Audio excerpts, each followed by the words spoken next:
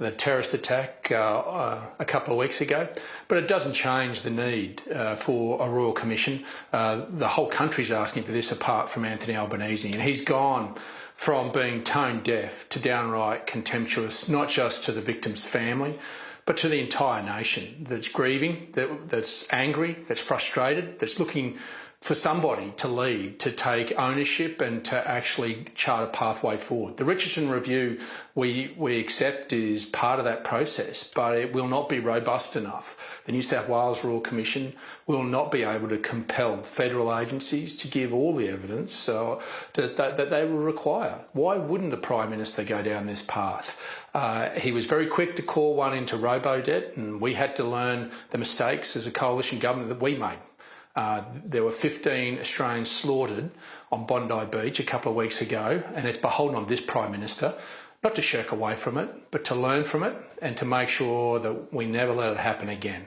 And there's a lot of evidence to suggest this just didn't permeate in the weeks before the end of December. It was actually over the last 2.5 years. We've seen a shift in the society here in Australia, and we've had plenty of warning signs that have been ignored by this Prime Minister. They started on the 8th of October 2023 when an imam spewed hate on the steps of the Sydney Opera House, right through to the streets of Sydney and Melbourne being burnt, to a synagogue being firebombed, and even last week another rabbi being attacked. Our society shifted.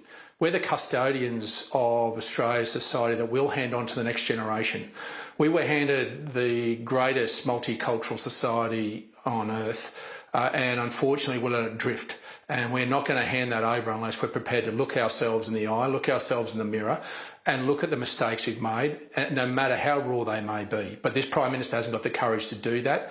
He's looking for political diversions rather than political leadership. Is the PM biding time now? Will these calls for a Royal Commission dissipate?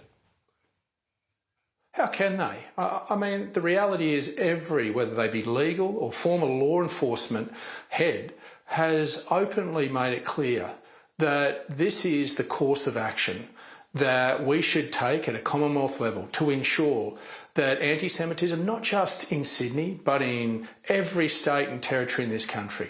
That's why you need a Commonwealth Royal Commission. And you have letters patent from other states and territories that mean that every agency, that everyone that has any knowledge is compelled to give that evidence.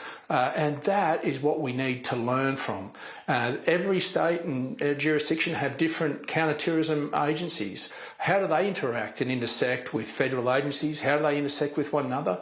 But how do we do this better?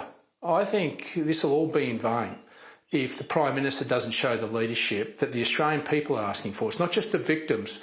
I'm from Western Queensland. There is fear, frustration and anger because they want to help, and they're looking for someone to help, and they can't look to their Prime Minister because they want answers and they want action.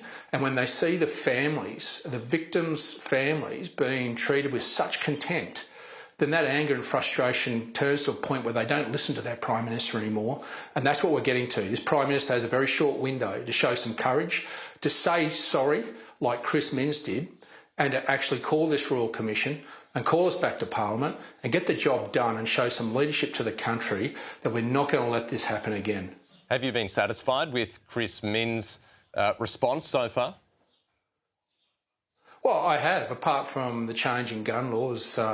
The gun laws that he changed in New South Wales would have had no effect on what happened on Bondi. And the reality is we're going to spend $1 billion on taking guns off law-abiding Australians, thinking that the criminals are going to hand them back. I mean, how naive do you think the Australian people are? But Chris Minns has shown leadership. He's actually taken ownership for the mistakes he's made. For his culpability in this. That takes leadership, that takes courage. The Prime Minister hasn't said sorry or shown any culpability for missing those warning signs from the 8th of October 2023 right through to even last week, when we continue to see this hate spewed on the streets where a rabbi is targeted during Hanukkah. I mean, that's not the Australia I grew up in, and that's not the Australia I want to leave behind, but at least Chris Minns is having a red-hot go.